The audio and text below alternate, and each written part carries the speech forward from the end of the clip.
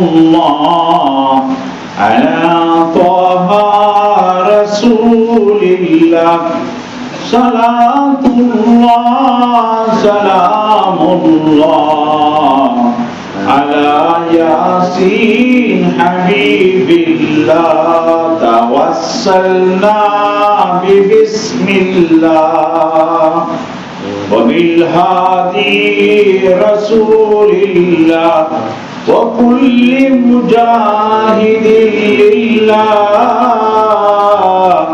بأهل البدر يا الله صلاة الله سلام الله على طه رسول الله صلاة الله سلام الله على ياسين حبيب الله.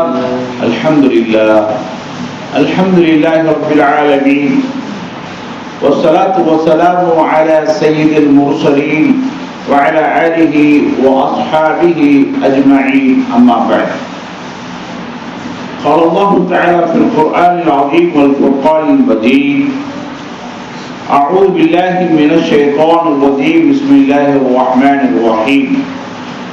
إن المسلمين والمسلمات والمؤمنين والمؤمنات والقانتين والقانتات والصادقين والصادقات والصابرين والصابرات والخاشعين والخاشعات والمتصدقين والمتصدقات والصائمين والصائمات والحافظين فروجهم والحافظات والذاكرين الله كثيرا والذاكرات أعد الله لهم مغفرة وأجرا عظيما.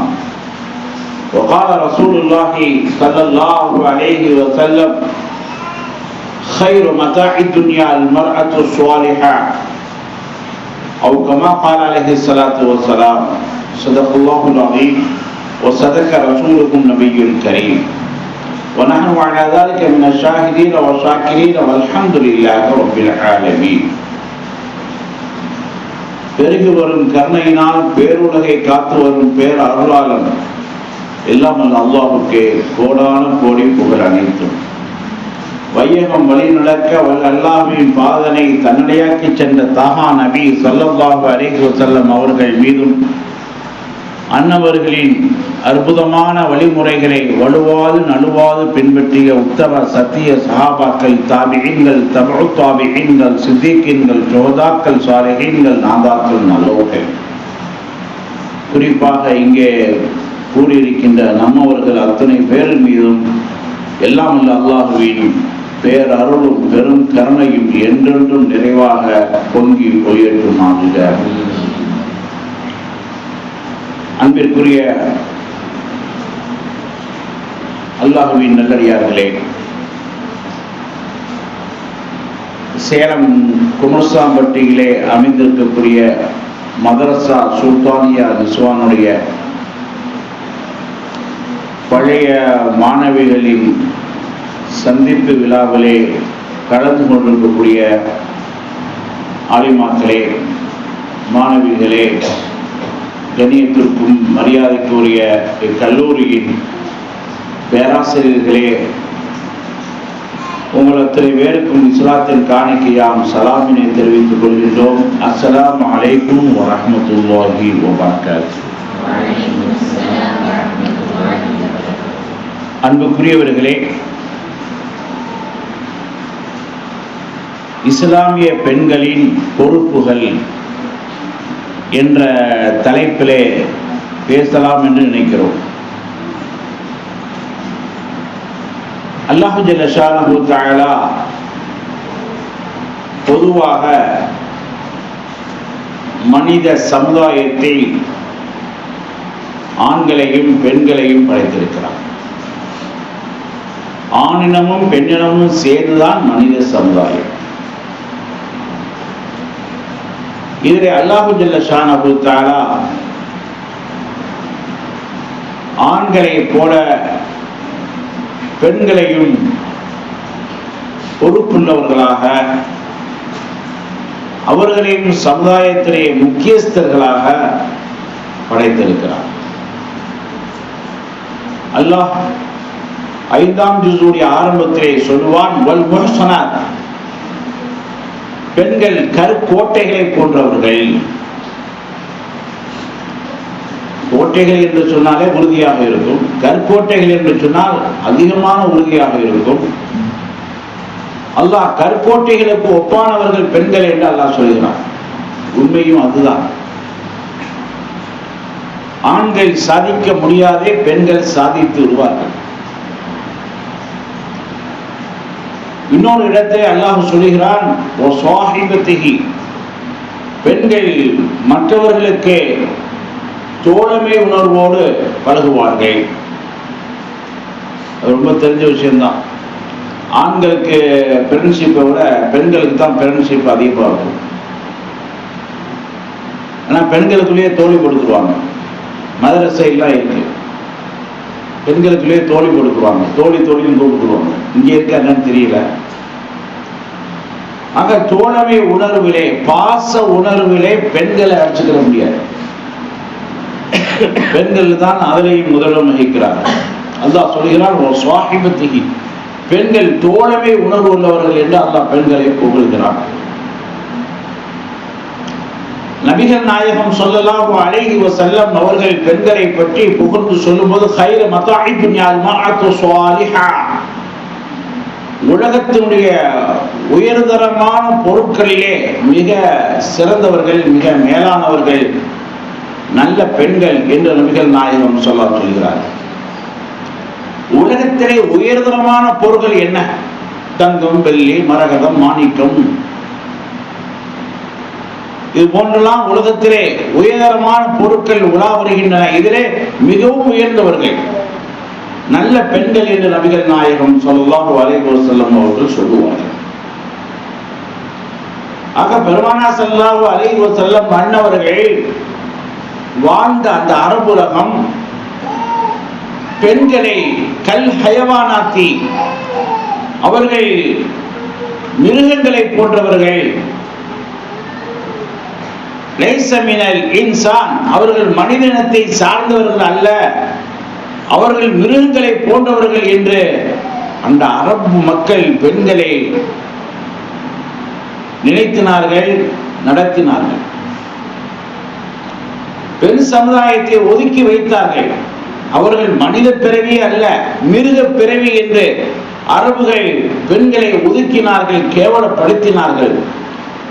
அந்த நேரத்தில் தான் நபிகள் நாயகம் ஸல்லல்லாஹு அலைஹி வஸல்லம் அவர்கள் பெண்களுடைய கண்ணியத்தையும் பெண்களுடைய உயர்வையும் தூக்கி பிடித்தார்கள், போற்றி பேசினார்கள். பெருமானார் ஸல்லல்லாஹு அலைஹி வஸல்லம் எந்த அளவுக்கு சொன்னார்கள் என்று சொன்னால், அல்-நிஸாஉ ஷகாயிகும் மினர் ரிஜால், பெண்கள் ஆண்களிலிருந்து தான் பிளந்தெடுக்கப்பட்டவர்கள், தனி பிறவி அல்ல. ஆதம் அலைஹிஸ்ஸலாத்துடைய இடது விலா எலும்பிலிருந்து தான் ஹவ்வா அலைஹிஸ்ஸலாம் படைக்கப்பட்டார்கள். பெண்கள் தனி பிறவி அல்ல, பெண்கள் ஆண்களிலிருந்து தான் வந்தார்கள். பெண்களுடைய அடிப்படை ஆணுடைய விலா எலும்பு என்பதை நபிகள் நாயகம் ஸல்லல்லாஹு அலைஹி வஸல்லம் பண்ணவர்கள் அந்த அரபு மக்களுக்கு விலக்கி அவர்களை அரபு மக்களாக மாற்றினார். அரபுகள் ஆரம்ப காலத்திலே மக்களாக, மடையர்களாக இருந்தார்கள். அந்த அரபுகளை மக்களாக, மாபெரும் அறிஞர்களாக நபிகள் நாயகம் ஸல்லல்லாஹு அலைஹி வஸல்லம் மாற்றி அமைத்தார்கள். அத்தகைய இஸ்லாமிய பெண்களின் பொறுப்புகள் என்ன என்பதை ஒரு 10 கோணத்திலே பார்க்கலாம், 10 பாயிண்ட்ஸ்ல பார்க்கலாம்.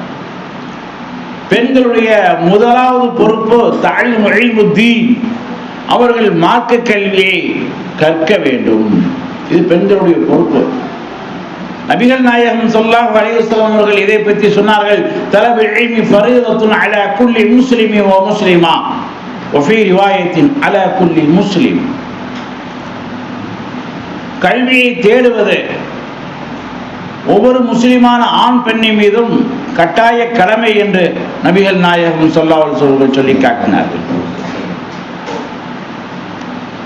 ஆக அந்த காலத்திலே, அந்த ஐயாமுல் ஜாகிலியாவுடைய அறியாமை காலத்திலே, அடுப்பூதும் பெண்ணுக்கு படிப்பு எதற்கு? அடுப்பு தானே ஊத போறா, சமையல் தான் செய்ய போறா. அப்படிப்பட்ட பெண்ணுக்கு படிப்பு எதற்கு என்று கிண்டல் செய்தார்கள், கேலி செய்தார்கள். அப்படிப்பட்ட அந்த மௌட்டிகமான கொள்கைகளை தகர்த்தெறிவதற்காக வேண்டி நபிகள் நாயகம் ஸல்லல்லாஹு அலைஹி வஸல்லம் அவர்கள் சொன்னார்கள், ஆண் பெண் அனைவரின் மீதும் கல்வி தேர்வது ஃபர்து என்று சொன்னார்கள். வாஜிபு சுன்னத்துன்னு சொல்ல, ஃபர்து என்றார்கள், கட்டாய கடமை என்றார்கள். அவருடைய மனைவி ஆயிஷா ரலியல்லாஹு தஆலா அன்ஹா அவர்கள் மிகப்பெரிய ஆலிமாக இருந்தார்கள். எந்த அளவுக்கு என்று சொன்னால், ஹதீஸ் அறிவிப்பாளர்களான ராவிகளிலே 3வது இடத்தை பிடித்தார்கள். முதல் இடத்தை, ஹதீஸ் அறிவிப்பதிலே முதல் இடத்தை அபூ ஹுரைரா ரலியல்லாஹு தஆலா அவர்கள் பெற்றார்கள். அவர்கள் அறிவித்த ஹதீஸ் 5373, 5373 சுருக்கமா 5373 5373 ஹதீஸுகளை அறிவித்திருக்கிறார்கள் அபூ ஹுரைரா. 2ஆம் இடத்தை பிடித்தவர்கள் அப்துல்லா இப்னு உமர். இவர்கள் 2603 ஹதீஸை அறிவித்திருக்கிறார்கள். 3ஆம் இடத்தை பிடித்தவர்கள் அன்னை ஆயிஷா ரலியல்லாஹு தஆலா அன்ஹா, 2210 ஹதீஸை அறிவித்திருக்கிறார்கள். ஆக நபி ஸல்லல்லாஹு அலைஹி வஸல்லம் அவர்களிடத்திலே ஹதீஸை கேட்டு அதை பதிவு செஞ்சு கியாமத் நாள் வரைக்கும் மக்களுக்கு அறிவித்தவர்களே 3ஆம் இடத்தை ஒரு தாய் பெற்றிருக்கிறார்கள் என்று சொன்னால், அவர்கள் கல்வியிலே எந்த அளவுக்கு ஆர்வமாக இருந்திருக்கிறார்கள். அது மாத்திரமல்ல, அன்னை ஆயிஷா அவர்கள் குர்ஆனிலே ஆர்வமாக இருந்தார்கள். குர்ஆனுடைய வசனங்களை 6666 சொல்றோம்ல, 46 சொல்றோம், 6666. இதை எண்ணி சரியாக எண்ணியவர்கள் யார்? அன்னை ஆயிஷா ரலியல்லாஹு தஆலா. இதனால் தான் நபிகள் நாயகம் ஸல்லல்லாஹு அலைஹி வஸல்லம் அவர்கள் ஆயிஷா ரலியல்லாஹுடைய கல்வியை புகழ்ந்து சொன்னார்கள், ஹுது நிஸ்ப தீனிக்கும் மின் ஹாதிஹில் ஹுமைரா. இந்த சிவந்த பெண்ணிடத்தில் இருந்து உங்களுடைய மார்க்கத்தின் பாதியை கற்றுக்கொள்ளுங்கள்.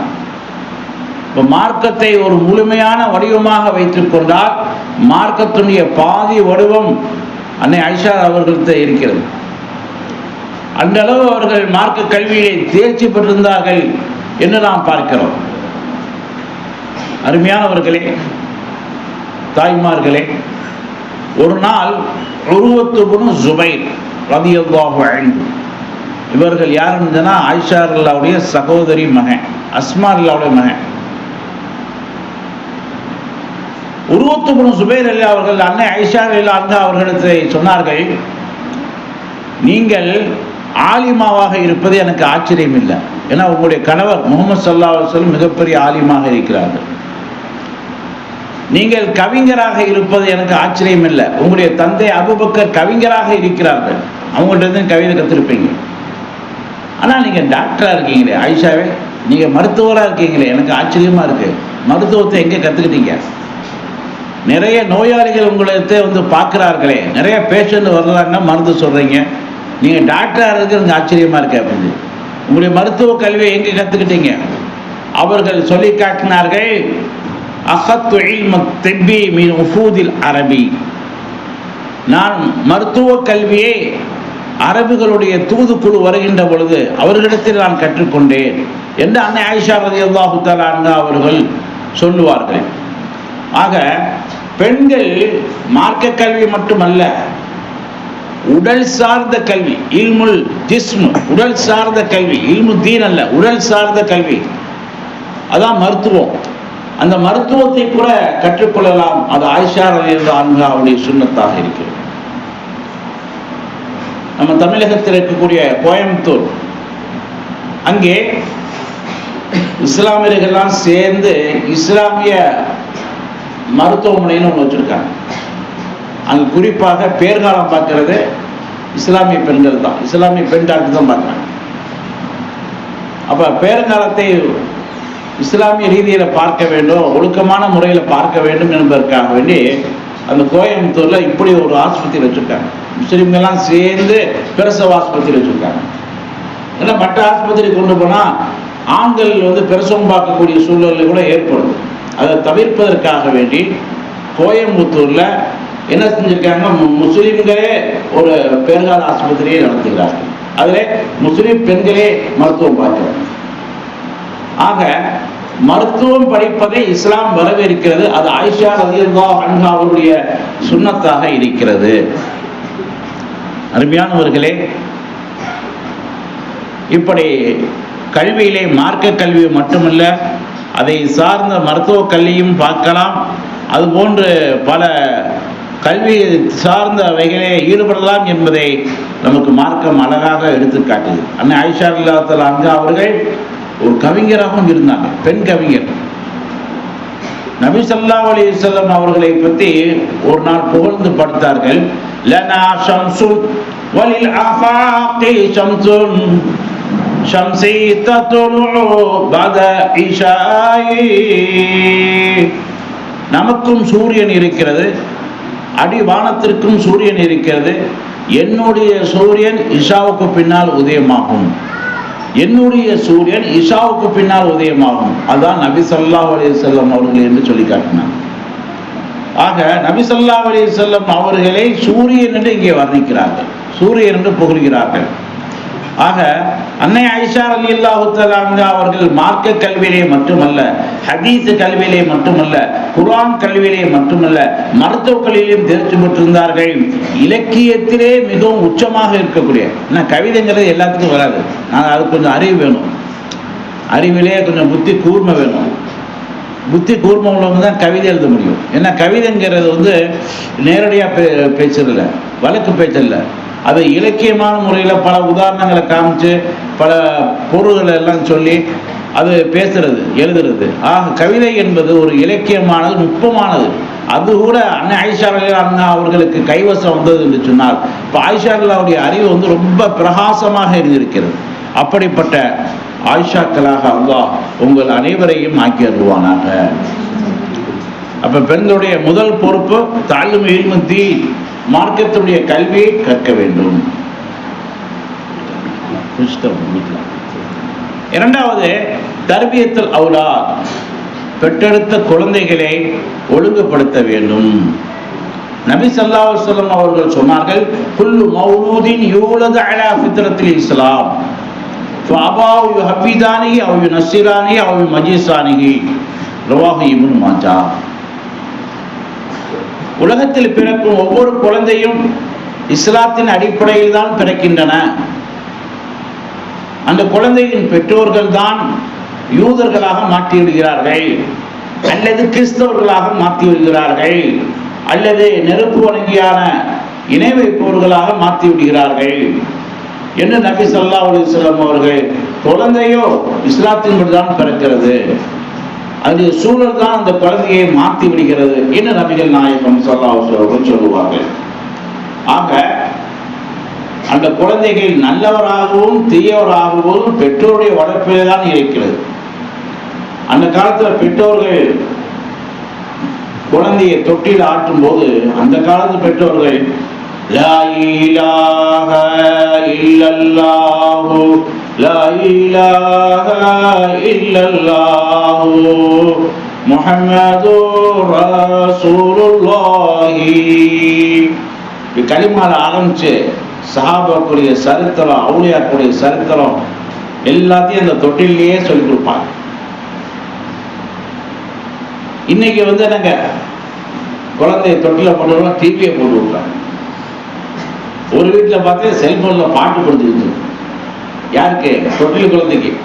அது பாட்டு கேட்டுட்டே தூங்குது. பிற்காலத்தில் எப்படி வரும்?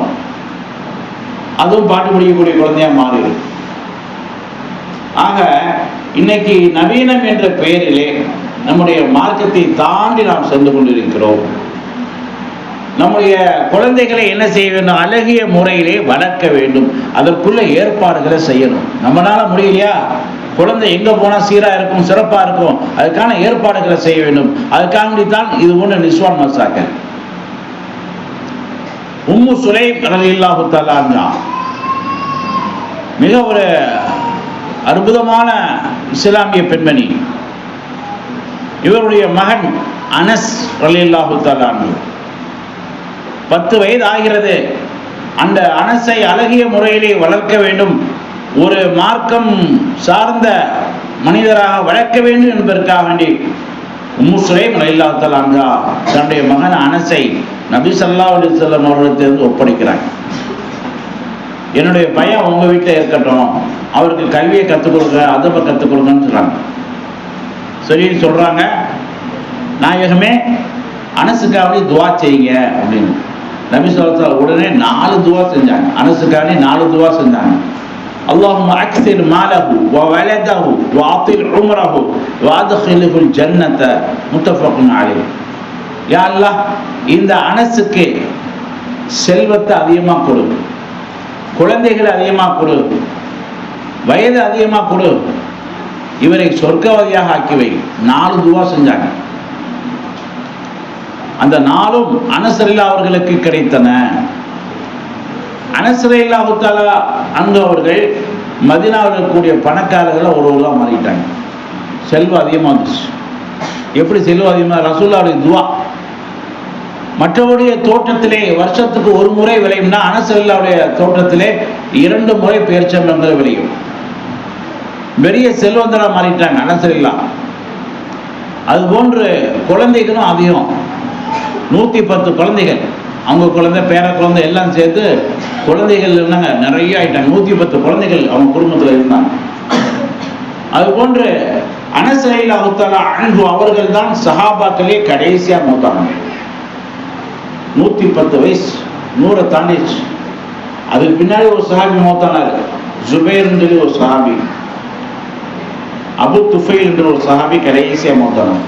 அதுக்கு முன்னாடி அனஸ் ரலியல்லாஹு தஆலா 110வது வயதில் மௌத்தானாங்க என்று சொல்லப்படும். ஆக நபி ஸல்லல்லாஹு அலைஹி வஸல்லம் துஆவினால் அந்த குழந்தை ஒரு சிறப்பான வாழ்க்கையை பெற்றது என்று சொன்னால், அப்ப நம்முடைய குழந்தைகளை நாம் அழகான முறையிலே தர்பியத் செய்ய வேண்டும். நம்மளால முடியலையா, எங்க தர்பியத்து அழகான முறையில் இருக்கிறதோ அங்கே கொண்டு அவர்களை போய் சேர்க்க வேண்டும். அருமையானவர்களே, நபிகள் நாயகம் ஸல்லல்லாஹு அலைஹி வஸல்லம் அவர்கள் சொன்னார்கள், அல்லிம அவுலாதக்கும் மன் ரப்புக மன் நபியுக வமா தீனுக.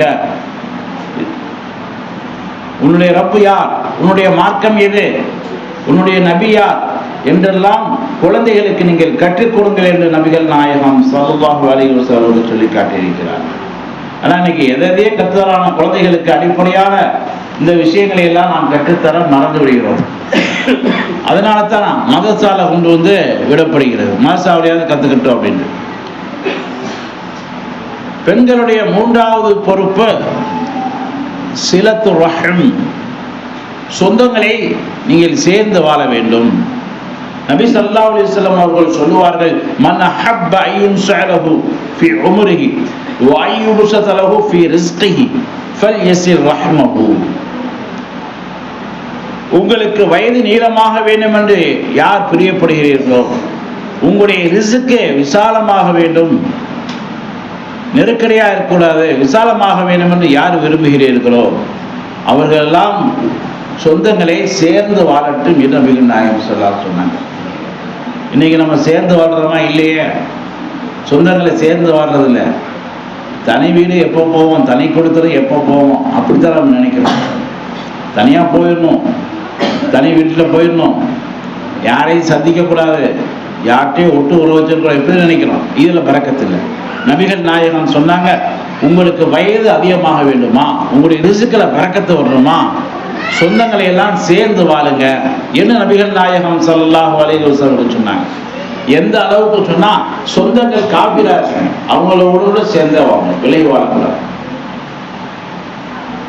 அன்னை ஆயிஷா ரலியல்லாஹு தஆலா அன்ஹா அவர்களை பார்ப்பதற்காக வேண்டி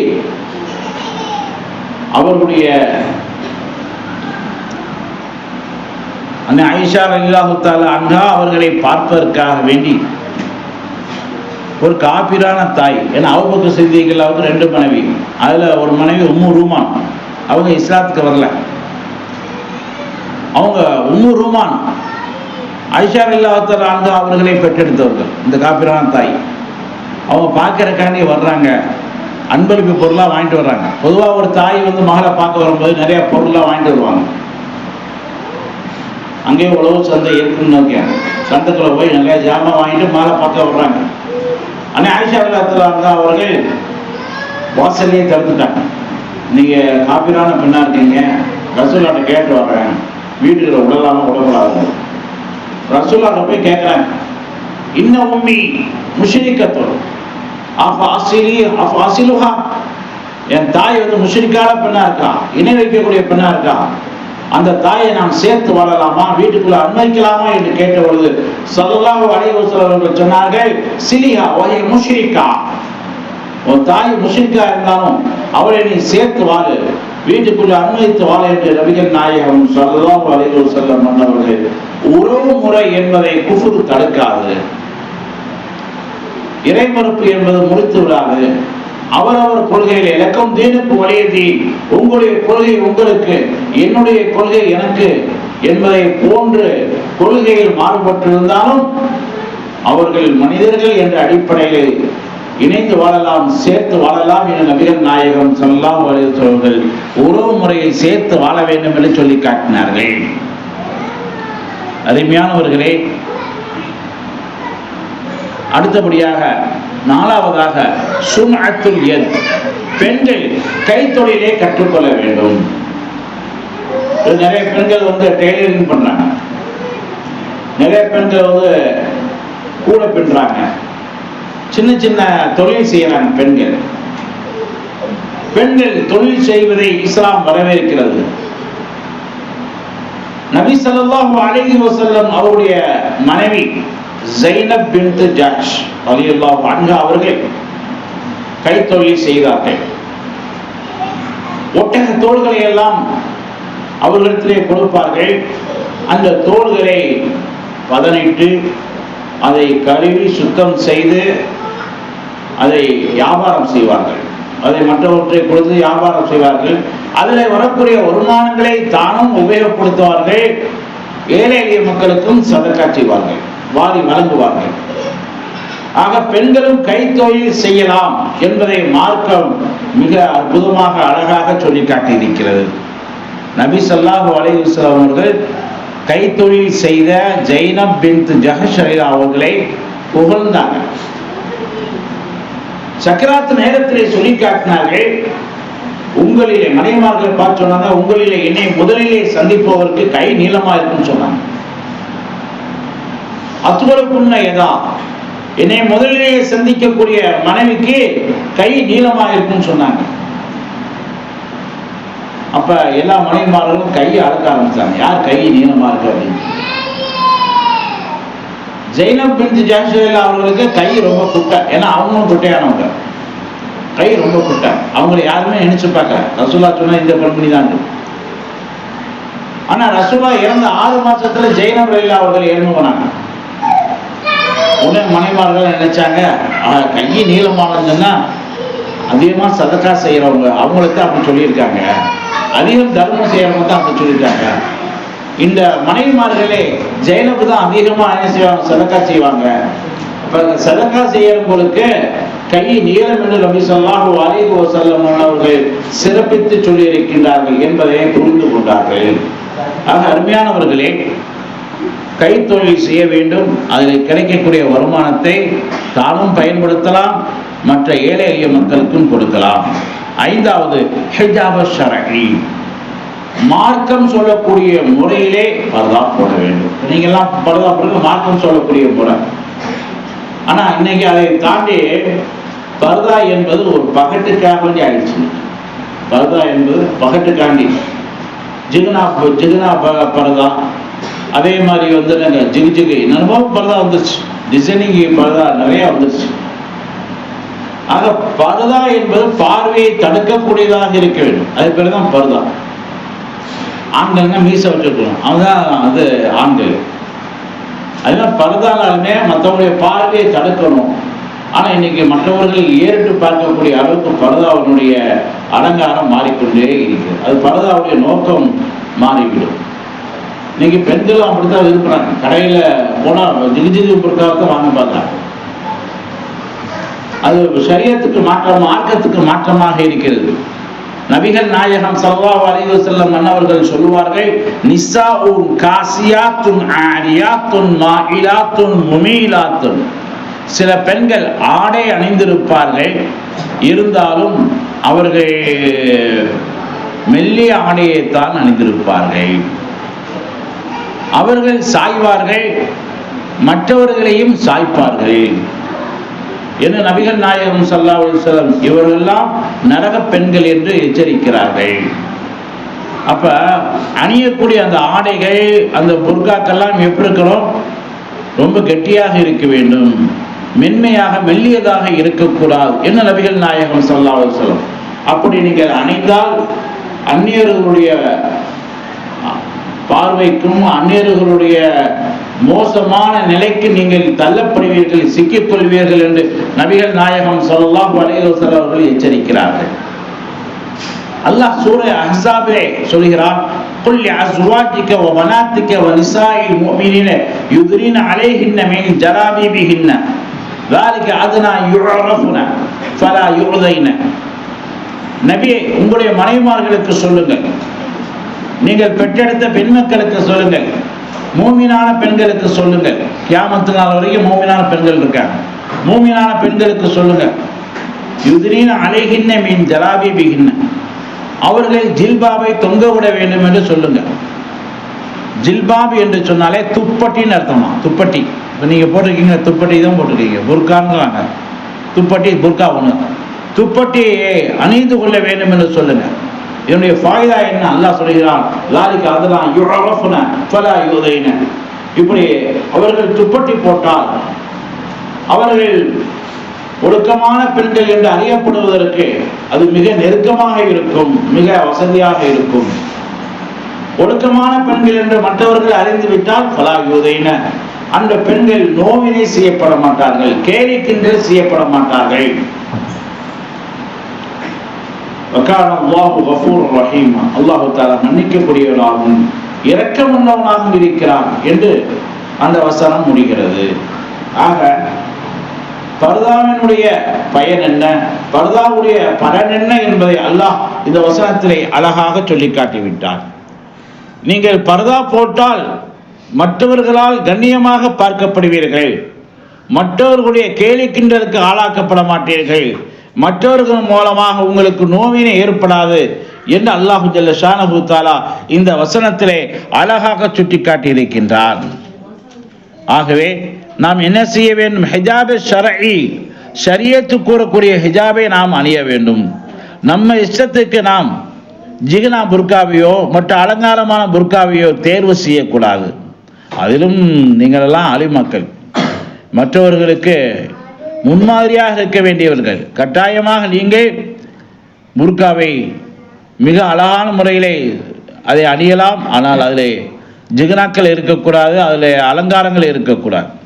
ஆறாவதாக இத்தாஅத்து ஸௌஜ், இல்லாத வாழ்க்கையிலே கணவனுக்கு வழிபட்டு வாழ வேண்டும்.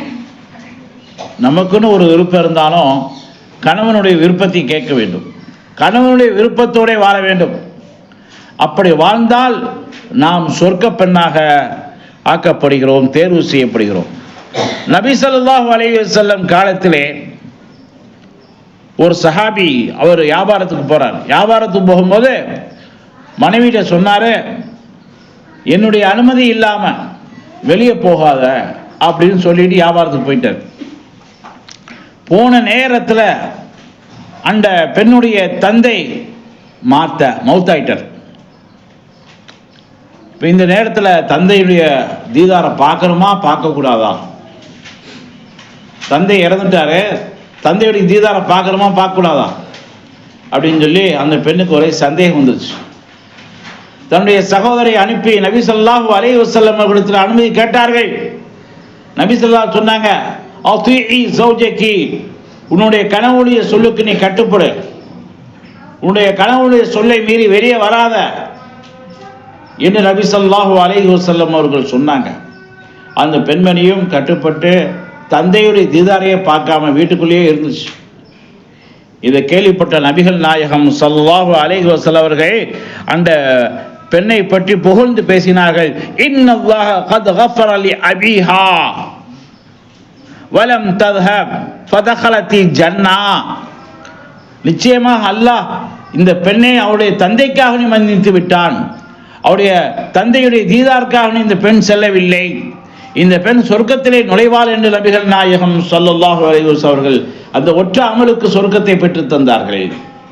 ஆக கணவனுடைய சொல்லை மீறக்கூடாது.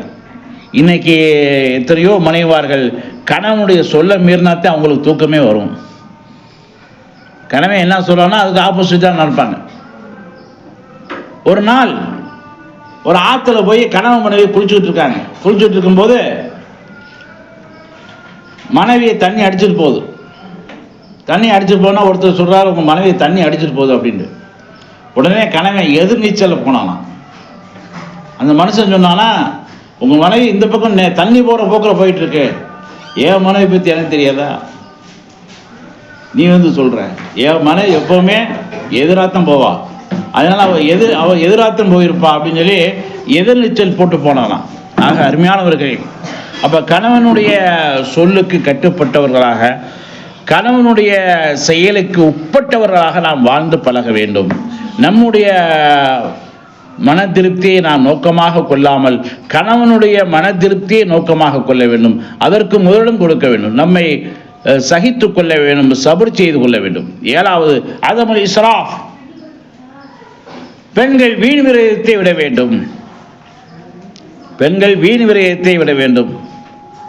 நபிகள் நாயகம் ஸல்லல்லாஹு அலைஹி வஸல்லம் அவர்கள் சொல்வார்கள், அல்பிசு மாலம் யுகாலித்துஹு ஸரஃபுன் வலா முஹய்யலத்துன்.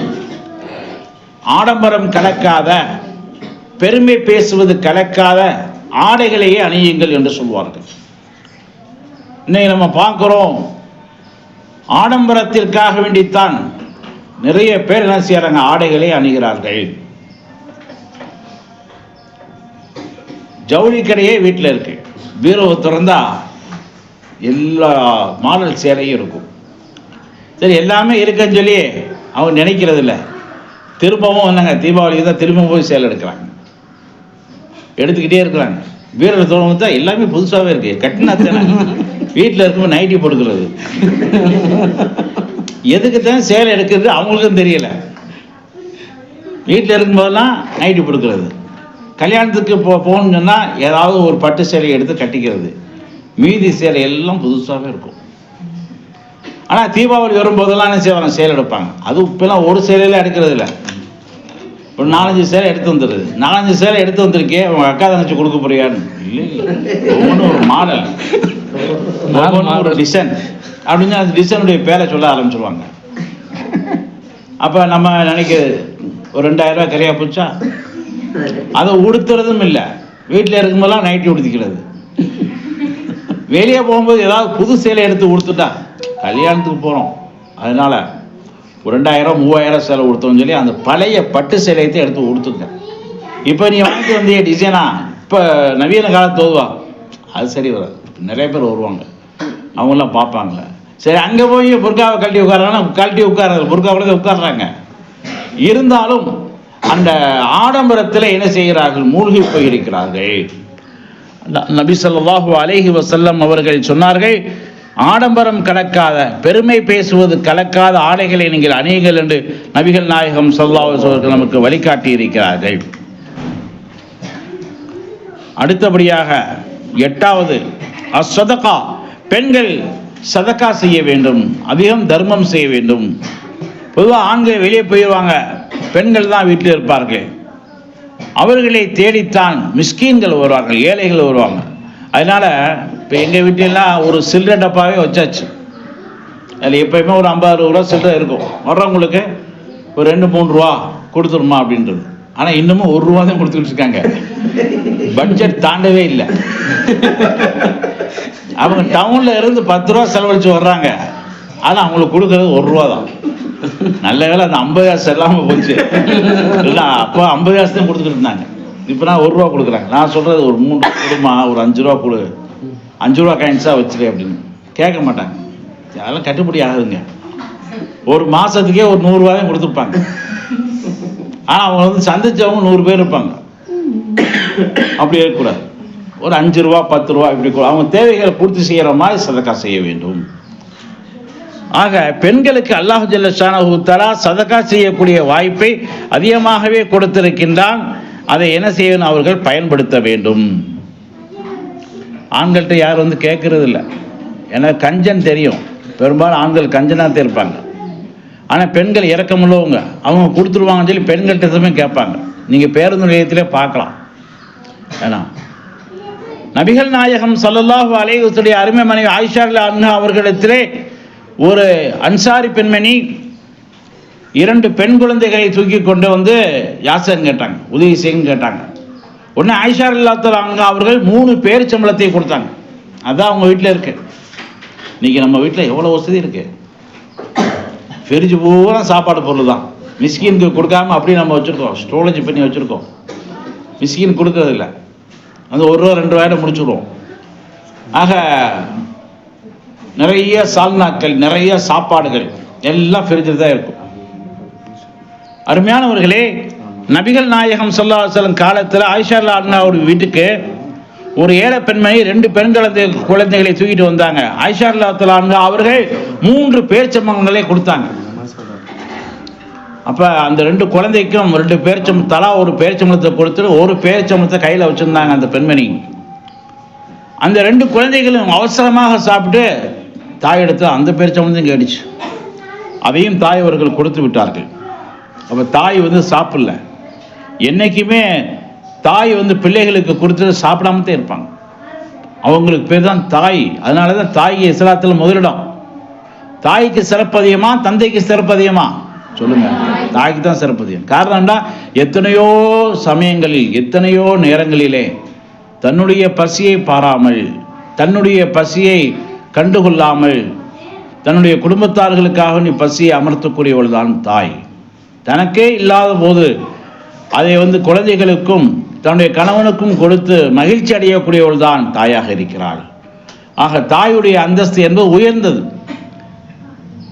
ஆக அந்த தாய் வந்து என்ன, தாய்க்கு அன்னை ஆயிஷா ரலியல்லாஹு அன்ஹா அவர்கள் 3 பேரிச்சம்பழத்தை கொடுத்தாங்க. அன்னமா ஒரு பேரிச்சம்பழத்தை சாப்பிடலான்னு சொல்லி வாய்க்கு கொண்டு போது அதையும் குழந்தைகளுக்கு அடித்து அதையும் கொடுத்துருச்சு. அப்போ நபி ஸல்லல்லாஹு அலைஹி வஸல்லம் அவர்கள் அங்கே வருகிறார்கள். அன்னை ஆயிஷா ரலியல்லாஹு அன்ஹா அவர் சொன்னார்கள், நான் ஒரு ஆச்சரியமான தாயை பார்த்தேன். தனக்கு இருந்த ஒரு பேரிச்சம்பழத்தை கூட குழந்தை கொடுத்துருச்சு. அப்படி ஒரு ஆச்சரியமான, ஒரு வியப்பான ஒரு தாயை நான் பார்த்தேன்னு சொன்ன பொழுது நபி ஸல்லல்லாஹு அலைஹி வஸல்லம் சொன்னாங்க, இத்தகைய தாய் சொர்க்கத்துக்கு செல்வார்கள் என்று சொல்லி காட்டினாங்க.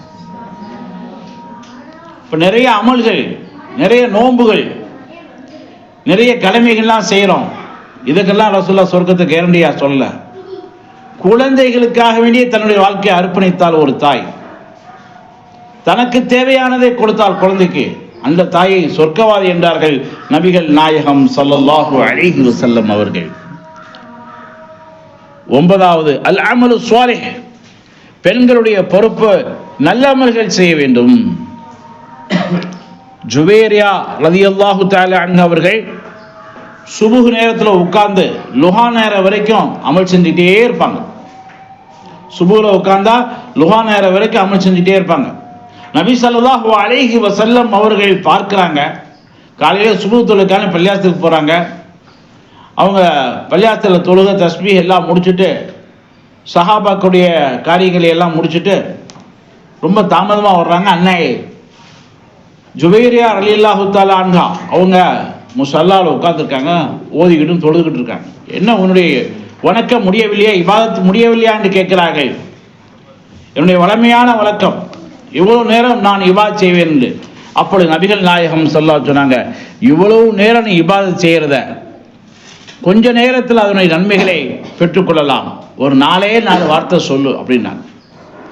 அந்த 4 வார்த்தை, 4 தஸ்பீஹின்னு சொன்னால் இவ்வளவு நேரம் நீங்கள் இபாதத் செஞ்ச நன்மையை நீங்கள் பெற்றுக்கொள்வீர்கள் என்று அந்த 4 வார்த்தைகளை நபிகள் நாயகம் ஸல்லல்லாஹு அலைஹி அவர்கள் கற்றுக் கொடுத்தார்கள்.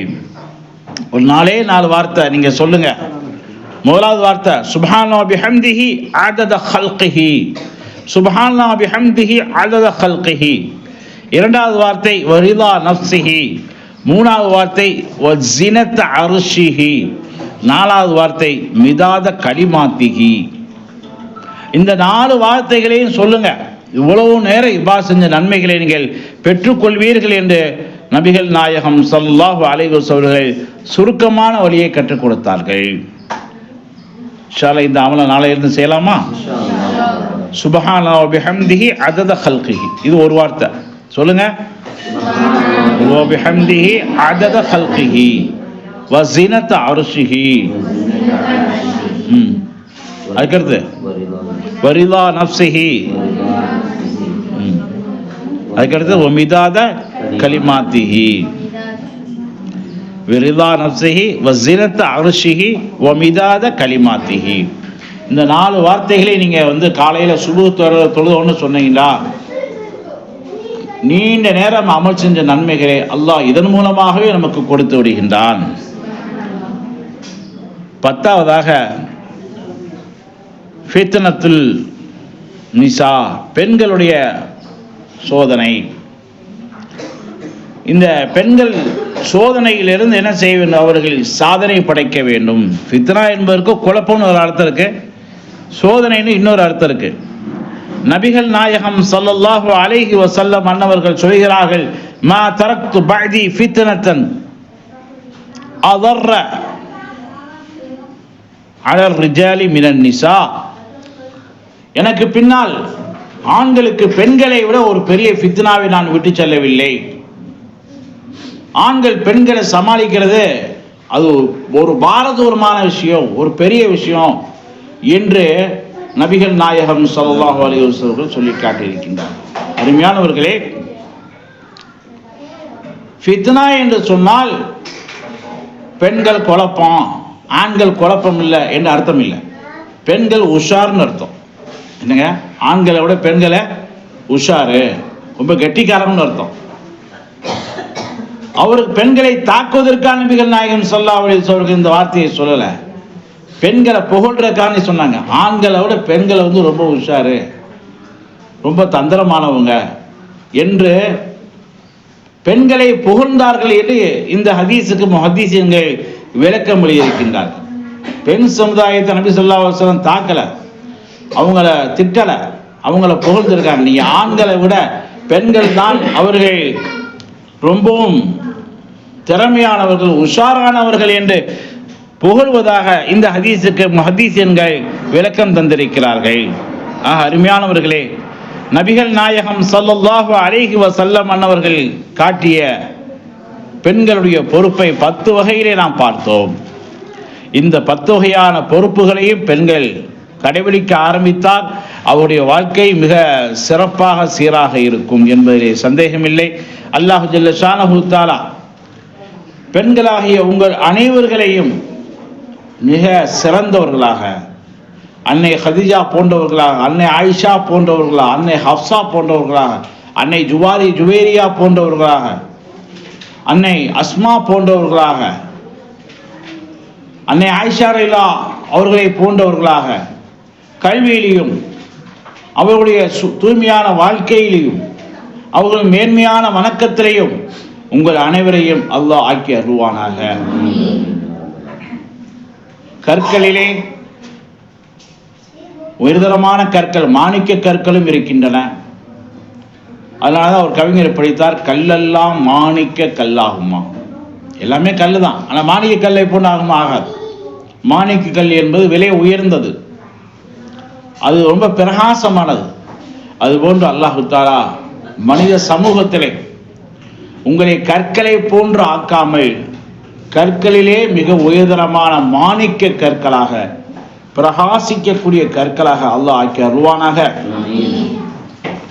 உங்களை அல்லாஹ் ஜல்ல ஷானஹு தஆலா நதிகளாக ஆக்காமல் கடலை போன்று மற்றவர்களுக்கு அள்ளி அள்ளி கொடுக்கக்கூடிய, பயனளிக்கக்கூடிய சிறந்த ஒரு படைப்பாக அல்லாஹ் ஆக்கி அருள்வானாக.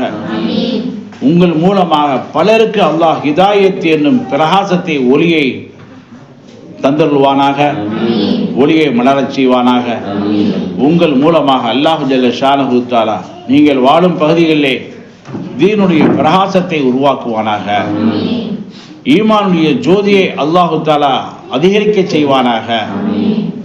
உங்கள் மூலமாக பெறக்கூடிய செல்வங்களிலேயே உயர்ந்த செல்வமான குழந்தை செல்வங்களை தீன்தாரிகளாக, தீன் மீது பற்றுள்ளவர்களாக அல்லாஹ் ஆக்கி அருள்வானாக.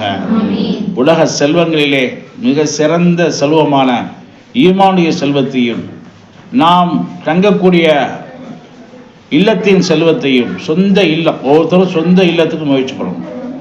ஒவ்வொருவரும் சொந்த இல்லம், சொந்த வீடு பெறுவதற்கு நீங்கள் முயற்சி பெற வேண்டும். அதுக்கு உங்கள் கணவனை உற்சாகப்படுத்தும். வீண் செலவுகளை குறைக்கணும்.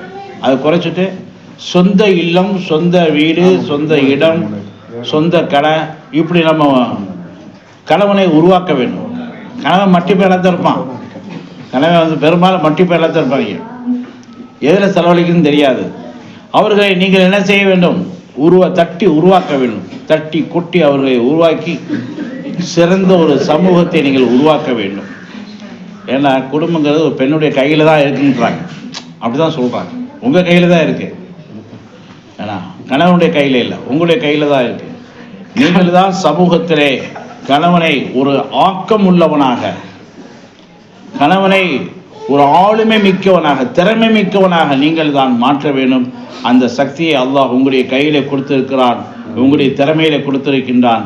அல்லாஹு ஜல்ல ஷானஹு தஆலா சுல்தானியாவிலே பட்டம் பெறக்கூடிய அத்தனை ஆலிமாக்கள் மூலமாக சமூகத்திலே சிறந்த மாற்றத்தை கொடுப்பானாக. சமூகத்தை தாண்டி அவருடைய குடும்பத்திலேயும் சிறந்த மாற்றத்தை கொடுப்பானாக. 10 பேரிலே 10 பேருக்குள்ளே இருக்காமல் 11வது பேராக ஜொலிக்கக்கூடிய, பிரகாசிக்கக்கூடிய ஒரு ஆளுமை மிக்க, திறமை மிக்க மனிதர்களாக அல்லாஹ் நம் அனைவரையும் ஆக்கி அருள்வானாக. நம் மூலமாக துன்யா உஹ்ரவியினுடைய நல்ல அமல்களை அல்லாஹ் மலரச் செய்வானாக. அதற்கு இந்த சுல்தானியா மதரசா நமக்கு வழிகாட்டி இருக்கிறது. இதை காலம் உள்ளவரைக்கும் நாம் மறக்காமல் இந்த மதரசாவுக்காக நாம் என்ன செய்ய வேண்டும்? உதவி செய்ய வேண்டும். இந்த மதரசாவுக்காக துவா செய்ய வேண்டும். இதில் பாடுபடக்கூடிய, முயற்சி செய்யக்கூடிய உஸ்தாபிகள் எவ்வளவு பாடுபடுறாங்க. முக்கியமான வேலை வீட்டில் இருக்கும், அதெல்லாம் விட்டுட்டு வந்து உங்களுக்கு சொல்லித்தர்றாங்க. அது தினமும் வராங்க. அதே மாதிரி உஸ்தாத்மார்களும் அவங்களும் சுய வேலைகளை விட்டுட்டு உங்களுக்கு வந்து என்ன செய்கிறாங்க? தினமும் உங்களுக்கு பாடம் சொல்லித்தராங்க. ஆக ஆசிரியர்களுக்கும் அல்லாஹு ஜல்ல ஷானஹு தஆலா நிறைவான சிறப்பை தந்துள்வானாக. உயர்தரமான ஜன்னத்துல் ஃபிர்தௌஸை அவர்களுக்கு வழங்குவானாக. அவர்களுடைய குடும்பத்தையும் அல்லாஹ் சீரும் சிறப்புமாக ஆக்குவானாக என்று துவா செய்தவனாக அல்லாஹு ஜல்ல ஷானஹு தஆலா இந்த மதரசா சுல்தானியா நிஸ்வானி கியாமத் நாள் வரை சிறப்பாக இயங்க செய்வானாக. இந்த மதரசாவுக்காண்டி யாரெல்லாம் பாடுபடுகின்றார்களோ அத்தகைய நிர்வாக பெருமக்கள், என்ன ஷாஹித் ஆச்சார்னு இருந்தாங்க, யூனுஸ் பாய் எடுத்தாங்க, ஷாஹித் பாய்னு இருந்தாங்க வயசானவங்க, இலியாஸ் பாய் எடுத்தான். யூனுஸுங்கிறது அவங்க தம்பி, இலியாஸுங்கிறது அண்ணன். அவன் மகனார் பேர் ஃபைரோஜ் தானே, ஃபைரோஜ் மௌலவி. இவங்க நான் இப்போ சேலத்துக்கு வந்து 31 வருஷம் ஆகுது. இப்போ நானும் ரொம்ப சின்ன பிள்ளை, 20 வயசுலேயே உஸ்தாதா வந்துட்டேன் சேலத்துக்கு. 20 வயசுல வந்து பார்க்குற இந்த சுல்தானியாவுடைய தொடர்பு இருக்குது. வாரம் பயானம் வந்து போடுவோம் பெண்களுக்கு. அப்போ சுல்தான் ஹாஜியார் இருந்தாங்க. அவங்க சொல்லுவாங்க, அஜித்து நல்லா பேசுங்க, பெண்கள் திரளாக வந்திருக்காங்க, அது ரொம்ப பெரிய கூட்டம் வந்திருக்காங்க. ஒரு நாள் நான் எட்டி பார்த்தேன் எத்தனை பெண்கள் வந்திருக்காங்க. பார்த்தா 4-5 பெண்கள் உட்காந்துருக்காங்க. ஆஜியார் இப்படி நம்மளை உற்சாகப்படுத்துறதுன்னு சொல்றாரு அப்படின்னு சொல்லி இன்னைக்கு ஹாஜியாருடைய கனவு நினைவாயிடுச்சு. மாஷா அல்லாஹ். அப்போ வந்து 5-6 பேருக்கு உட்காந்துருப்பாங்க பயானம் கேட்க. நாங்கள் தனி ரூமில் பேசுவோம், பெண்கள்லாம் பின்னாடி உட்காந்துருப்பாங்க. ஹாஜியார் என்ன சொல்லுவாங்க, நிறைய பேர் வந்திருக்காங்க, வெளியிலேருந்து வந்திருக்காங்க, நல்லா பேசுங்கம்மா. சரி, நீ எவ்வளோ பேர் தான் வந்திருக்காங்கன்னு பார்க்கலான்னு ஜெல்லை திறந்து பார்த்தா ஒரு 5 பேர் உட்காந்து. 5 பேர் வயசானவங்க. என்னங்க, 5 பேர் வயசானவங்க. இப்படி ஒரு சிறிய முறையில் ஆரம்பமான அந்த சுல்தானியா இன்னைக்கு ஹாஜியாருடைய அந்த கனவு, ஹாஜியாருடைய அந்த நீயத்து இன்னைக்கு நிறைவேறிருக்கு. நிறைய பேர் இன்னைக்கு வந்து என்ன செய்யறாங்க, ஓதுறாங்க அப்படின்னு சொன்னால் அவங்களுடைய அந்த இஹ்லாஸா நீயத்து அல்லாஹ் ஜல்ல ஷானஹு தஆலா சுல்தான் ஹாஜியாருடைய கபரை பிரகாசமாக ஆக்குவானாங்க. அவங்களுடைய தகப்பனா, அவங்க பேர் அவங்க ஆபீஸா இவர் பேரு ஷாஹித் நாச்சியார், அவங்க தாக்குனார் பேர் சுல்தான் நாச்சியார். அவங்க ஆபீஸ் சுல்தான் நாச்சியார். ஆபீஸ்னா சாதாரண ஆபீஸ் இல்லை, பக்காவான ஆபீஸு. ஜங்ஷன் பெரிய பள்ளியாசில் தராயத்தில் வைப்பாங்களாம் இந்த ஆபீஸ் சுல்தான் நாச்சியார். அப்போ அந்த அளவுக்கு ரொம்ப பாடம் உள்ளவங்க, ரொம்ப மனப்பாடம் உள்ளவங்க. அவங்க தான் அவங்க சொந்தம் தான் எழுதி வச்சுட்டு போயிருக்காங்க. யாரும் இதை எடுக்க முடியாது. எல்லாம் வக்கு செஞ்சுட்டாங்க. சுல்தான் நாச்சியார் ஆபீஸ் சுல்தான் நாச்சியார் வக்கு செஞ்சுட்டு போயிட்டாங்க. கியாமத் நாள் வரைக்கும் இதில் பெண்களுக்கு மாசா நடக்கணும், ஆண்களுக்கு கூட இல்லை, பெண்களுக்கு தான் மாசா நடக்கணும் அப்படின்னு எழுதி வச்சு போயிட்டாங்க. இந்த லைனே எழுதி வச்சு போயிட்டாங்க. இன்னைக்கு கோடிக்கணக்கான மதிப்பு உள்ள ஒரு சொத்து. இதை யாரு அல்லாஹ்வுக்கான எழுதி வச்சிருக்காங்க சொல்லுங்க? யாருங்க? ஆபீஸ் சுல்தான் நாச்சியார். அவங்க மகனார் தான் ஷாஹித் நாச்சியார். அவங்க மகனார் தான் இலியாஸ் நாச்சியார், யூனுஸ் நாச்சியார். அவங்க மகன் தான் பைரோஸ். ஆக இது ஒரு 50 வருஷமா இந்த மாசம் நடந்துச்சு. 50ஆம் ஆண்டு கொண்டாடிட்டோமா? 70ஆவது ஆண்டு. 69 முடிஞ்சு 70ஆவது ஆண்டு. அல்லாஹு அக்பர். நூற்றாண்டை எதிர்நோக்கி கொண்டு. அப்ப சேலத்துக்கு கிடைச்ச ஒரு பெரிய பொக்கிஷம் இந்த மதரசா. இந்த இடம்ங்கிறது ஒரு புனிதமான ஒரு பரிசுத்தமான இடம். ஏண்டா குர்ஆன் ஹதீஸ் எப்பவுமே இங்க வாசிச்சுக்கிட்டே இருக்காங்க, படிச்சுக்கிட்டே இருக்காங்க. அப்படி ஒரு புனிதமான இடத்துக்கு நீங்கள் வந்திருக்கிறீர்கள். அல்லாஹ் ஜல்ல ஷானஹு தஆலா உங்களுடைய வாழ்க்கையும் சிறப்பாக ஆக்குவோம், உங்களுடைய வருவாயை உயர்வாக ஆக்குவோம். ஏண்டா உயர்வான இடத்துக்கு வந்தோம்னா நமக்கு உயர்வு தான் கிடைக்கும். அத்தரை பூசுறோம், அதில் வாசம் வருதா இல்லையா? சும்மா சாதாரணமான உதாரணம். அத்தரை பூசுறோம், அதில் வாசம். அதே மாதிரி ஒரு உயர்தரமான இடத்துக்கு வந்தால் நமக்கு என்ன கிடைக்கும்? உயர்வு கிடைக்கும். இன்னும் கேட்குறீங்க என்ன உயர்வுங்கிறீங்க? பொருளாதாரத்தில் உயர்வு கிடைக்கும், கண்ணியத்தில் உயர்வு கிடைக்கும். அதே மாதிரி நிறைய அந்தஸ்துகள் கிடைக்கும். சொந்த வீடு கிடைக்கும், சொந்த கார் கிடைக்கும். இப்பெல்லாம் பஸ்ஸில் வரீங்க, அடுத்து பாருங்க நீங்கள் காரில் வருவீங்க. அல்லாஹ் கொடுப்பாங்க. அல்லாஹ்வுடைய நியமத்தை நம்ம கொடுக்க மாட்டோம். ஆனால் நம்ம கேட்கறது இல்லையா? நம்ம என்ன செய்யறாங்க? சும்மா குறுகலாத்தையும் கேட்கறோம், சுருக்கமாக கேட்கறோம். அல்லாஹ்ட்ட கேட்டால் என்ன சொல்லுவோம்? அல்லாஹ் கொடுப்பானா கொடுக்க மாட்டானா? அல்லாஹ் இன்னல்லாஹ் வாசிக்கும் அப்படிங்கிறான். நிச்சயமா அல்லாஹ் விசாலமானவன்கிறான். நம்ம தான் சொல்லிக்கிறோம். ஆக நாம் என்ன செய்ய வேண்டும்? கல்வியில் உயர்ந்தது மாதிரி பொருளாதாரத்தில் நம்ம என்ன செய்யணும்? உயரணும். பொருளாதாரத்தை உச்சநிலையில் வரணும். நம்முடைய பிள்ளைகள் ஒவ்வொருத்தருக்கும் நம்முடைய பொருளாதாரத்தை போய் சேர்க்கணும். அந்த சிந்தனையே இல்லை. நீங்கள் மாற்றாக பாருங்கள், எவ்வளோ வசதியாக இருக்காங்க. காப்பீர்கள் எவ்வளோ வசதியாக இருக்காங்க. முஸ்லீம்கள் ஒரு சிலர் தான் வசதியாக இருக்காங்க, மற்றவங்களாம் ஏழை எல்லாத்தையும் இருக்காங்க. காரணம் என்னட்டா அல்லாட்ட கேட்கறது. கடவுள் பக்தி நம்மள்ட்ட ரொம்ப குறைவா இருக்கு. தொழுகிறோம், தொழ முடிஞ்சவங்க துவா கேட்கறது. துவா கேட்கணும். அல்ல எனக்கு வசதியை கொடுறான், உனக்கு அதில் எந்த விதமான சிரமம் இல்லை. எனக்கு வசதி கொடுக்க உனக்கு என்ன சிரமம்? நீ எவ்வளவு தாராளமானவன், எவ்வளவு விசாலமானவன், எனக்கு வசதியை கொடுறான். அதை நான் உன்னுடைய மாற்றத்துக்கு பயன்படுத்துகிறேன், தீனுக்கு பயன்படுத்துகிறேன். ஏன்னா அல்லாஹ்ட்ட கேட்டுட்டே இருக்கணும்டா.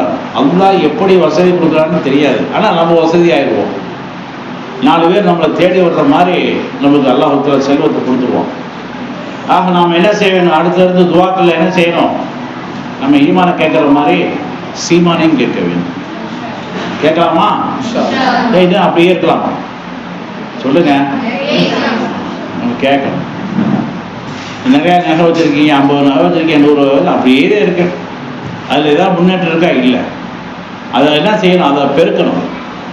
அதை ஏதாவது ஒரு இடம் வாங்கி போடணும். அந்த இடத்து மூலமாக அப்புறம் ஒரு வீடு கட்டணும், வீடு வாங்கணும். இப்படி ஒரு தன்னிறைவோடு வாழ்வதற்கு நாம் என்ன செய்ய வேண்டும்? நம்முடைய வாழ்க்கையை அமைத்து கொள்ள வேண்டும். அப்படியே இருக்கக்கூடாது. நம்முடைய கணவனை தட்டி தட்டி தட்டி மேலே கொண்டு வந்து அவனுக்கு நல்ல யோசனைகளை கொடுத்து நாம் பொருளாதாரத்தில் என்ன செய்ய வேண்டும்? முன்னேற வேண்டும். முடிந்த அளவு நம்முடைய வாழ்நாளில் ஒரு முறையாவது போய் ஹஜ்ஜு செஞ்சுட்டு வந்தோம்.